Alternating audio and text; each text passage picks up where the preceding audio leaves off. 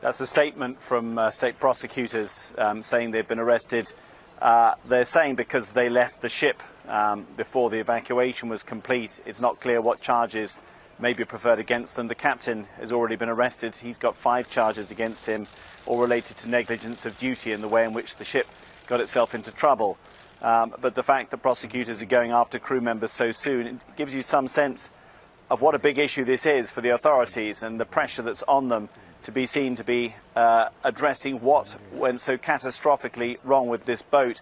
That transcript clearly shows a crew that was not in control, that did not have any idea how to organise an evacuation, and at no point from the conversations you hear does an evacuation get ordered. Most of the people who were trapped inside the ferry were ordered, although they put life jackets on, to stay put below deck, which turns out to have been a disaster once the ferry capsized. And those are the areas that the prosecutors will be looking at. And the fact that President Park has chosen to speak out so strongly, and remember these men are only being charged, they haven't been found guilty of anything yet, gives you some sense of the political pressure that she is under now, at the sense of national dismay that is being pushed very much towards her government over this catastrophic loss, and in particular the loss of so many teenage students from a single school. Let's pick up on that point, Jonathan, on the comments from South Korea's President Park. Here's a quote from her. She says, "This is utterly unimaginable, legally and ethically." So she's really coming down very hard on who she says were everyone responsible for this accident. So she's responding there to the sense of national outrage? She is, and I think she's under pressure.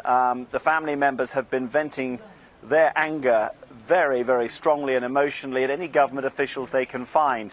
She's acknowledged some failings in the government's response, although the authorities say they are now doing everything they can, and they are throwing huge numbers of resources at this search operation to try to retrieve the bodies from the hull of the ship.